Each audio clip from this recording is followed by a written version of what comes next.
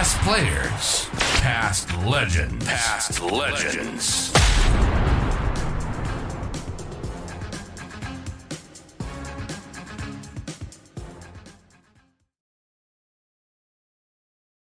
Didn't think either of them would pick me up, even though they were telling me some pretty strong things. I just, I did. Maybe it was just a case of, you just don't want to open up your heart to the possibility of it again. In a protection way, but I honestly didn't think they would. And then also there was part of me that was like, kind of hope the Crows pick me up to, to shove it up to show Port Adelaide. That's fair enough. In a weird way, but not with any, significant malice or thought about it. To be honest, not at all. I mean, you obviously want to play your best against the team that you may have had an opportunity to play against. A bit like I'm assuming that, as Malcolm was just about to mention there, that you then got picked up by the Crows, but we're skipping over the 99 grand final very, very quickly here, mate. No, I think we should talk about that in depth. All right, well, let's go for it. Before we get to you going to Adelaide, but obviously an opportunity there that you got to play with the Crows. But we'll go back to 99, mate. Okay. What are your thoughts there, mate? With the Crows? Oh, Port with the grand final first. Come on, as a Nord people, we've got to get that in. Come on, mate. Well, personally, it wasn't one of my best games, but it was a great game by the rest of the boys. It was an amazing game, wasn't it? I mean, it was tight the whole way. Definitely thought you guys, when I say you guys, Norwood, I definitely thought Norwood had it. I finished the game on the bench. I remember, as you would well and truly, Phil McGuinness kicking that goal. Yes, and the Roger James kick and the bloody spoil by Tom Carr. That was the crucial one. Yeah. Well, Tommy's still a great mate of mine. He comes to the gym. I see him regularly, and he did a couple of crucial plays in both 98 and 99, which he reminds us all about still. But yeah, that was incredible. It was an incredible game.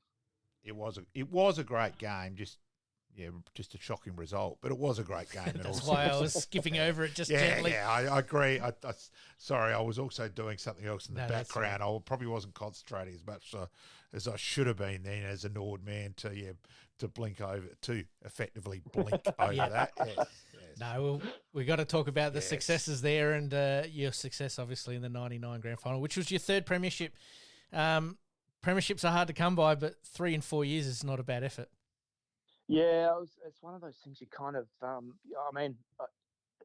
didn't take them for granted because I had those couple of years missed with injury, and so I wasn't taking any football for granted at that stage. But to look back, and I think at that stage I had 3 premierships in like 52 games or 54 games, which is just ridiculous when you think about it. I mean, how spoiled.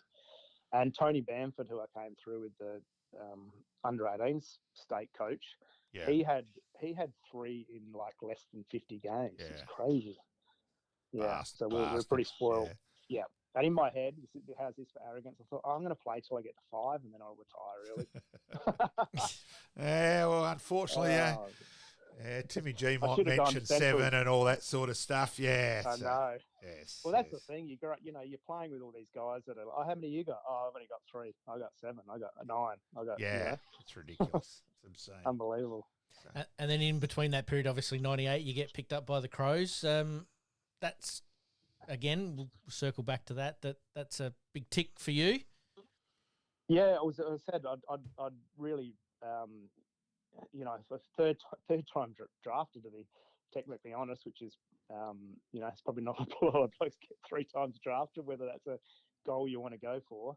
But yeah, I thought my time was done playing AFL. I didn't think I'd get the opportunity, so that was that was awesome when that happened. And play for the Crows was really cool too, because just being able to stay home and still be able to have that connection to Port as well back in those times. It felt good. It definitely had its challenges. So I can remember thinking naively, this will be awesome. The Crows people will love me and the Port people will love me, but quite learnt that hate's a bit stronger than love, and it tended to go a bit more the other way. Yeah. Well, I tell you what, though, at least though you still, for mine, got the best of both worlds. I certainly know some players very frustrated having to go and play for the Crows reserve side, where they said, well, it's just not the same, and they'd much rather be at their local real club. I think it'd be really tough if you came through the SANFL system. Yes. Yeah. And then went and played for the Crows reserves or something like that. I know Mitch Griggs certainly found it really hard and that as well. And Anthony Wilson, when he got picked up, it's different. Now, Binks, your time at Adelaide, you sort of fluctuate. You never really got given a consistent run. Your games tallies always varied around the 11 or so games each year. You did play in the famous final against Melbourne, which was one of the most ridiculous games, where Adelaide are 40 points up at quarter time. 2 minutes before three-quarter time, Melbourne are 29 points up.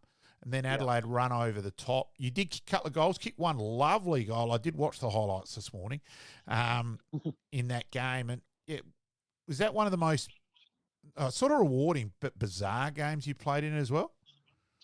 Yeah, again, I don't have very good recall of football games. I don't watch much. I didn't used to watch much of my stuff. And that was kind of a confidence thing. The more I watched myself, the more I get down on myself.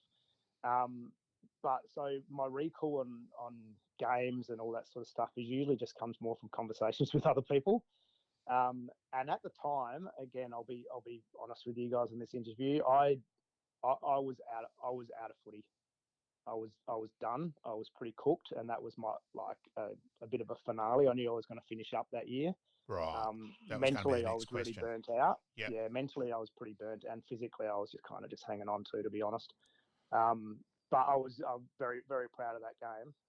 Kicking a couple of goals in the finals, and nice thing to sort of have on the resume, so to speak. Oh, and then the next week, the Crows are pretty unlucky. They were up against Collingwood, and Cloak belted Tyson Edwards, and Tyson was probably BOG at that time, and that really changed the game. And look, if he actually had a send-off rule on that one, he would have been, in terms of that. He could justifiably got 3 game suspension after that. Yeah. And McLeod hurt his ankle. So Adelaide, you weren't far away from playing in a grand final, Binks. No, I know, and we had a pretty good record against Brisbane at that time too. Yeah. So who knows what could have happened. Is it a case of the AFL footy at that stage? You sort of said that you were done. Is it the AFL football was going through that evolution of completely sort of semi-professional to completely professional in a very short space of time? Yeah, I didn't mind part of that. I didn't like when it's it's so different to the kids coming up now, because they just got to this is all they know. But for me personally, football was always that outlet on the weekend. Yeah, so I was going to say that with your personality, I reckon you would have been more suited to working still, doing a job, and footy would have been better for your football than your footy being absolutely everything for you. And that's what and when it became the other way, that it really what's the word? It's almost like you cannibalize yourself. I don't know if that's the right term, but you sort of chew yourself up, and you're like, who the hell am I? I studied a lot through my footy days, but even during those days, you couldn't do the online stuff, so you were a bit hamstrung as well. Yeah, that's the right word. A bit hamstrung with what you could study and all that sort of stuff. But yeah, I think more that than the professionalism of it. That and going through those years of just missing through injuries, and I suppose probably getting your hopes up and putting all your effort into it, getting knocked back, coming up again, getting injured. It just I almost felt like I was worn out by the time I got there. So what were you studying then, Binks, at that time? I did commerce. Yeah, I thought you did commerce straight out of school, and then I did. While I was playing, I did. So did you have Chocker still lecturing you then? Yeah, I did. Yeah. In the accounting stuff. So, and then I did a advanced diploma in IT, and then I did a diploma of financial planning and some, like the multimedia stuff that we used to do back in those days. Right. So a bit of that sort of stuff. Yeah. I might have helped mark one of your exams at one stage. We'll leave that alone. Really? Off this. Yeah. I might tell you a bit more of that off here. So from there, and you just said, so you're a bit both physically and mentally cooked at the end of that, Binks? At the end of 202? Yeah. definitely. And what did you do with footy straight away after that?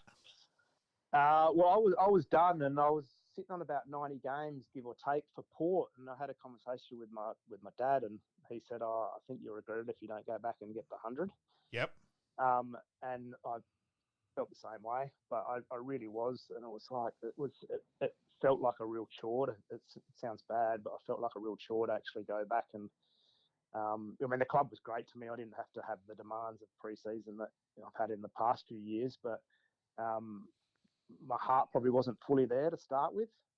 I didn't play great footy at the start of the year, but then I started falling in love back with just being with my good mates. Yep.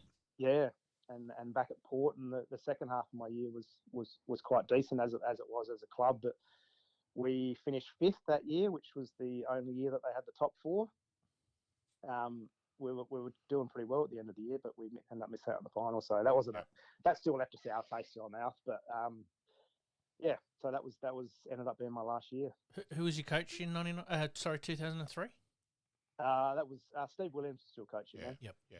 Yep. Now, a question. Last year. We're going to go to an area here because Jake Bushell, one of our regular listeners, has sent through a couple of things because you actually know Jake as well. I do, yeah. Yep. So talk about your time in the Hampden League where you coached South Warrnambool to a premiership in 2006. You were captain coach. Yep. And also the season where Jason Heatley coached Warrnambool, Brad Scholl, Port Fairy, Jason Misford coaching Koroit. All playing coaches, huge standard. And then he also we'll come back to that because he's got a couple more questions there as well, Bushy, which probably won't surprise you. So go on that side of things there. Okay, yeah. So the end of that year at Port said might end up being my last year with Port. I didn't know what I wanted to do career-wise. I'd really lost, without getting too dark and gloomy about it, but I didn't know what I wasn't passionate about anything. So I was kind of at a bit of crossroads. And there was a few coaching opportunities came up, and one of them being over at with South Warrnambool and Warrnambool. And I always liked Warrnambool. I had been through there a few times, and just I don't know, something about it. And I reckon that's fair. Yep. Yeah, just a nice place, and having grown up in Port Augusta, I really wanted to get back and connect with the local community. So I went over there. Had no desire to coach, but it was a doorway. So to speak. And then I fell in love with coaching after about 3 or 4 months of it. Was way out of my depth, I think, to start with, to be honest, because going in and it's not something that I hadn't given any thought to coaching, and it was not something I ever wanted to do. So you're just making it up as you go along, and then start to get a bit more serious about it and learn a few things. We, as a playing coach, was tough because you go into a town where you don't know anyone. It's a decent standard of footy over there. It's a very strong footy league. It's a tough footy league. Yep. The team I coached was a very young team. The Warrnambool teams tended to be young, and then the satellite towns, your Koroits and your Camperdowns there, they tend to be more, 26, 27, 28, 30-year-old thick-set dairy farmers. Yep. So pretty physical footy. But yeah, you go in, and as a playing coach, if anyone that's been a playing coach before, you need someone good sitting on your bench, and someone that you can trust and all that sort of stuff. So to build a relationship and to try to identify the right person to be able to do that, I found that pretty tough. Yep. To start with, you just got to have trust in other people. What else can I tell you about that? Well, the other question's from Jake. He's asking who's the best player you played with at South. He admits he loved Troy Dixon, a captain, and he, hard nut side of things. But yeah, your side of thoughts there. Yeah, actually, Dicko just popped in my head the other day for some reason. He's one of those guys that just gave his everything on the field. He was a bulldog, and he wasn't overly blessed with amazing skills, but geez, he made it happen. He was one of those guys. Just a really good, solid country footballer. Probably could have done some damage at SNFL level as well. Yep. And the other, sorry, a couple of the big names over there is a guy by the name of Stephen Shorty Anderson who played a bit of VFL. I've heard that name. Yep. St Kilda, I think it was. St Kilda. Yeah, I heard the name. But played 300 and 350 games. for South Warrnambool. Played the first year with me, and then the second year retired, and then we got him to come back and play another year, and he ended up getting best on ground in our premiership. So he's at 38 or whatever he was. So he's that sort of bloke. Certainly take that. And the other question from Jake is the best player seen at Hampden level, and he also asks how did Misford not play AFL footy? It's his other question. Okay, who's the best player? I mean, I think, to be honest, at the time when I was there, because the guys that were probably the best footballers that I saw were more, towards the middle and end of their careers. But yep. Some of the kids coming through, Gary Rowland was coming through, and Ben Cunnington was coming through, and Jordan Lewis, and some of those guys that are phenomenal players. Yeah, but I only really got to see them at 16 or 17, so tested me out. So Joey McLaren, and he'd come back from St Kilda. His brother Chris McLaren, they were excellent footballers for Karoi. Matty Sharama for Terang from memory. Jesus, testing me out now. No, that's all right. So yeah. So after your time at Warrnambool, where'd you go for? Was it Port Reserves after that? Where did you go after that, Binks? Yeah, so I came back to my first son was born, and so it was time to come back to Adelaide. So I actually went back and I was still playing footy at the time, and I came back and played a year at Spock. Yeah, I remember so then. Yeah, they'd been in touch and were keen to get back and be involved, and I needed to reconnect with some community, I guess. Yep. Network and all that sort of stuff. So came back and played a year with Spock, and that ended up being my last year of footy. So did that for a year. Then Nathan Bassett, who I'd been mates with for a fair while, was appointed coach at Norwood, and he knocked on the door to come and give him a hand at Norwood. Yeah, and you did well, Binks, but unfortunately I said no first. Okay, that would have been an interesting conversation. Well, how did you go from a no to a yes then? Because that's probably the story here. Well, I didn't want to coach. I was actually trying to get out of footy. It's funny. It's one of those things. It's like once you're in it, it's hard to get away from it. So I said no, but there was a part of me that really intrigued me, because I always thought Nathan would be of anyone I played with, I thought he'd make the best coach. So I was interested to be able to see how he went about it. So that always intrigued me, and also flattering for him to ask me to. But I think I basically said, I don't want to do it, but if you give me twice double the money, I will. Jeez, I'm buggered how you managed to get that passed at Nord at the time. Yeah, well done. I know. Well done. And so what year was that, Binks? I'm trying to remember my years. So 2010, I reckon. Yeah, and we lost the grand final. Yep. Yeah. Yep. It was Nick Dygan took the goal in the prelim, I think. It was in the prelim to get us in. Yeah, no, it's at the league level, but I'm talking about the reserves. So coaching the reserves, didn't we lose? Oh, sorry, we did. Yeah, we did. And somehow, geez, you got an amazing recall. Somehow we've kicked about 6 points in the last quarter. Like we should have. It was one of those games where we kicked 7-18 or something to 8 goals or 9 goals, 5. I don't know, something stupid like that. I do remember too. Got back to the Premier's bar, and you went, "I want to see you now," and I'm thinking, geez, what have I done wrong? What have you said? Yeah, I wasn't standing anywhere near the bench. I'm thinking of that, and you've then asked my opinion on something, and I've replied, bloody oath, yes. And you've gone, good, I value your opinion, Malcolm. And that was the end of that conversation. And I don't even think I said, bugger talking about the grand final. We blew it. We kicked so many freaking points. Let's talk about something. I think we started talking about what the cricket season coming up, what you were doing with work. We just talked about anything other than the grand final, Then. Best way to get over a grand final loss, though, isn't it? Yes. Absolutely. So after that, Binks was. Well, how many years were you at Nord as reserves coach? Yeah, so 2 years at Norwood. Yeah. And then I mentioned him before, Tony Bamford, who's been a old teammate of mine and a long time friend. so he was coaching the Maggies at the time, and he inquired whether I'd be interested in coming down there and helping him out. And I thought it was time. I was surprised how hard I found it coaching against Port. Yeah, that's interesting.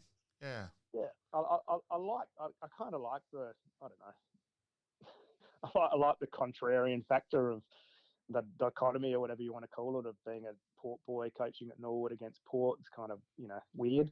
Yeah. But I did find it a bit tough. Yeah. And so I thought it'd be nice to go and coach there and get back. And I always felt like I left Port too young, and one of my roles is you're coming through, and the senior guys, it's such an important role to, I think, pass that culture along and pass those lessons of what it means to be a Port player. And I think myself, and there might have been a few others as well, that we probably left the club a little bit too early and didn't pass that on. Yep. So that was just something that sort of sat with me. And I so respect that. To go back and coach was, probably able to do that on some level. But Port were in an interesting place at that time. It was increasingly obvious that what's the word? They were a team that were maybe the others didn't want to carry anymore, so to speak. Yeah.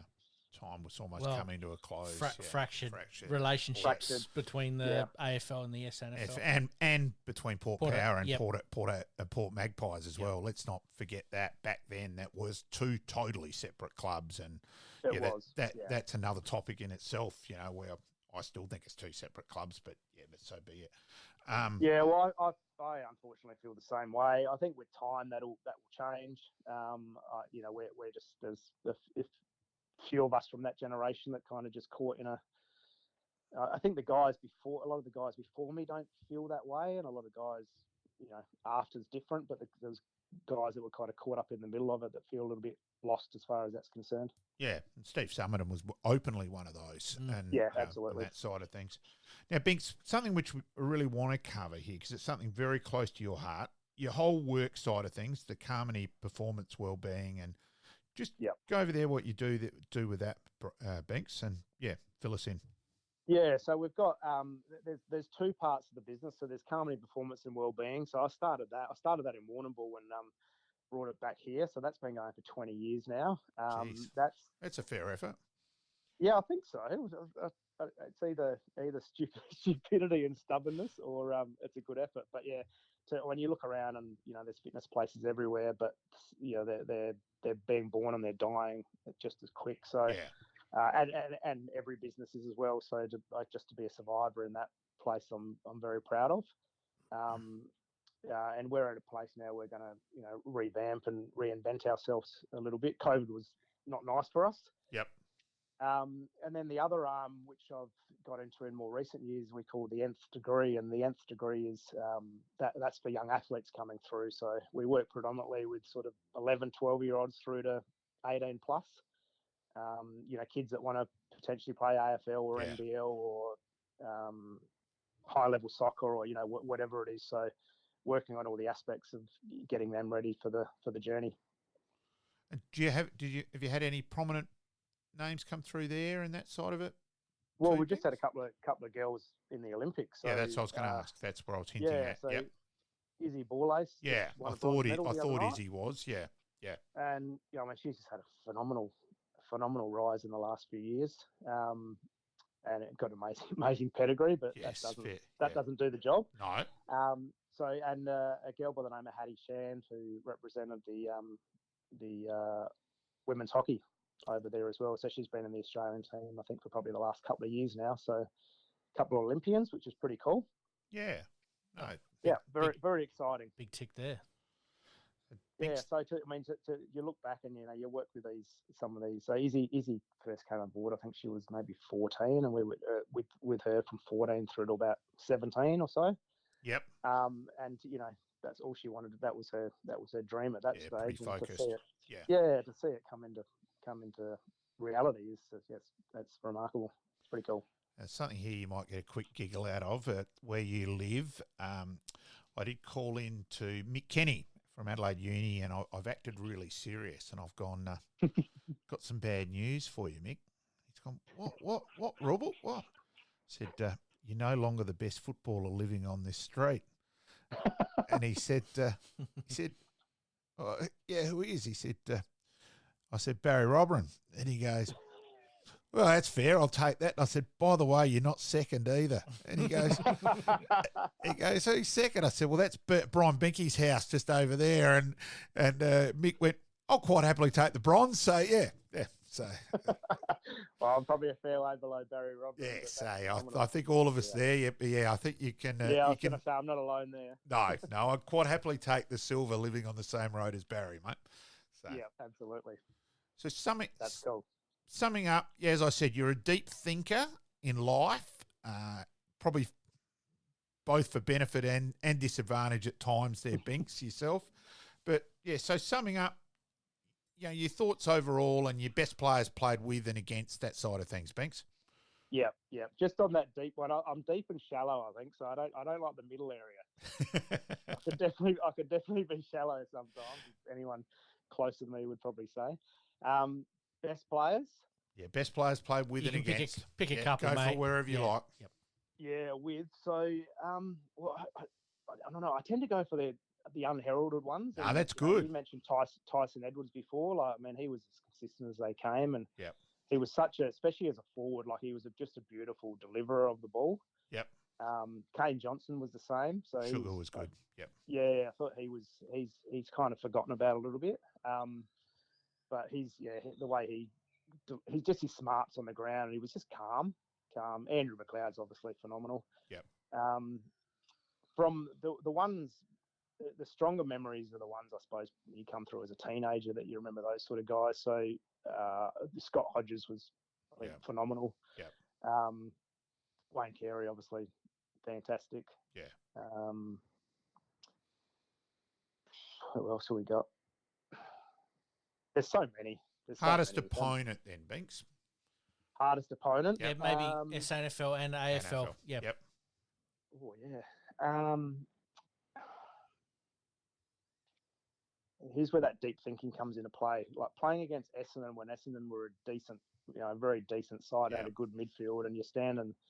I'm just under 6'1", and I'm standing Dustin Fletcher, who's a prime mover at about, I don't know what he is, 6'6", let's say. Yeah, around there. Yeah. And the ball's coming in, under a fair bit of pressure, so that was pretty tough. Yeah. He could just sit off me and pick it off. So him. I found Mal Michael was a very solid player. Stephen Paxman was just as dour as they come. Yep. And knew all the tricks. SANFL level, Andrew Rogers at the end of his career was good player. Smart, cunning sort of player. Yeah, I think that's a good description. Yep. Yep. There's a guy that played, I can't remember his name, but we used to have some decent stoushes. Paul Sherwood played at Glenelg. Yeah. Yeah, he was a solid player. And Eagles was I can't remember his name. Anyway, it's all good, mate. We'll get you out of here on this one. Give your business a bit of a plug there, mate. Give some. All right, so Carmody Performance and Wellbeing. So that's we predominantly work with 30, 35-year-old plus people that. I'm glad you added the plus. Yeah. Like to keep themselves moving well, not just looking good in some nice clothes, but just feeling better in the body and feeling better about themselves. And can you give me a whole new body then, Minx? Yeah. Good, positive people. We'll give it a shot. And then the nth degree, so as I mentioned before, so pretty much 12 to 18-year-old young athletes coming through that want to perform at the highest level. Hey, Binks, greatly appreciated. I will get you to hold on just for a sec as we go off. So, look, greatly appreciate your time. Look forward to catching up as well, and all the best. Thanks, Binks. Likewise. Thank you, mate. Thanks for having me on. Appreciate it. Cheers. Liking this podcast? Please like, rate, and subscribe.